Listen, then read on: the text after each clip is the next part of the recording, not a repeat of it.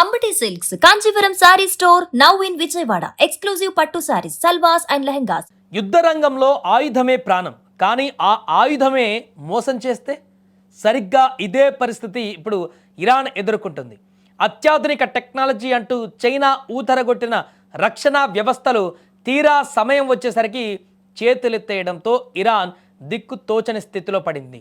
శత్రువుల దాడుల నుంచి దేశాన్ని కాపాడుతుందని కోట్లు కుమ్మరించి కొనుగోలు చేసిన చైనా డిజైన్డ్ ఆయుధాలు కేవలం షో పీసులుగా మిగిలిపోయాయి.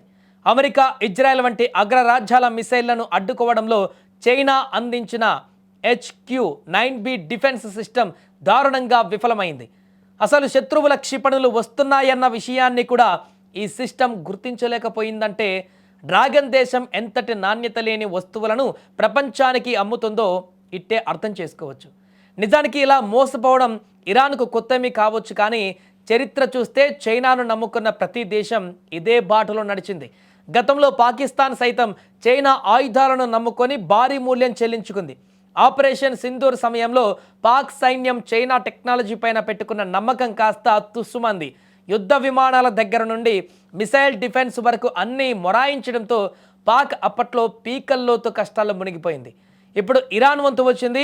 ఇరాన్ పాలకులు చైనాను ఒక ఆపద్బాంధవుడిగా భావించారు, కానీ యుద్ధ మేఘాలు కమ్ముకున్న వేళ ఆ బాంధవ్యమే ఇరాన్ పాలిట శాపంగా మారింది. శత్రువుల దాడులకు ఇరాన్ సైనిక స్థావరాలు ధ్వంసమవుతుంటే చైనా ఇచ్చిన రాడర్లు మాత్రం నిమ్మకు నీరెత్తినట్లుగా ఉండిపోయాయి.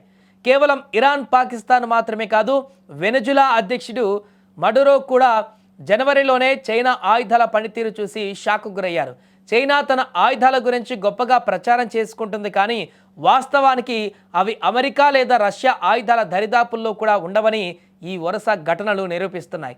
పాకిస్తాన్ ఒకప్పుడు చైనా వెంటే నడిచి తన రక్షణ వ్యవస్థను భ్రష్టు పట్టించుకుంది.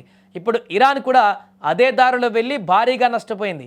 ఈ దేశాల దుస్థితి చూస్తుంటే నిజంగా జాలి వేస్తుంది. ఒకవైపు శత్రువుల ముప్పు, మరొక వైపు పనిచేయని ఆయుధాలు. ఈ రెండింటి మధ్య ఇరాన్ నలిగిపోతుంది. చౌకగా వస్తాయని లేదా అగ్రరాజ్యాలకు వ్యతిరేకంగా అండగా ఉంటాయని చైనాను నమ్ముకుంటే ఆ డ్రాగన్ చివరకు గోతిలో పడేస్తుందని ఇరాన్ ఇప్పుడు ఆలస్యంగా గ్రహించింది. మొత్తానికి చైనా ఆయుధాలు అంటే కేవలం రంగుల హంగులే తప్ప అసలైన యుద్ధంలో అవి వెన్నుముక లేని కర్రలని తేలిపోయింది. ఇరాన్ ఎదుర్కొన్న ఈ పరాభవం ప్రపంచ దేశాలకు ఒక గుణపాఠం. ఆయుధాల విషయంలో నాణ్యత కంటే రాజకీయాలకు ప్రాధాన్యత ఇస్తే ఎలాంటి పరిణామాలు ఉంటాయో ఇరాన్, పాకిస్తాన్ ఉదాహరణలు ఇప్పుడు స్పష్టం చేస్తున్నాయి. చైనా తన మార్కెట్ పెంచుకోవడానికి చేసే ప్రచారానికి బలైపోయిన ఇరాన్ ఇప్పుడు శత్రువుల దాడుల ధాటికి చెల్లాచెదరైపోతుంది. నమ్మిన బంటు మోసం చేస్తే ఎలా ఉంటుందో చైనా ఆయుధాలను నమ్ముకున్న ఇరాన్ పరిస్థితి ఇప్పుడు అలాగే తయారైంది.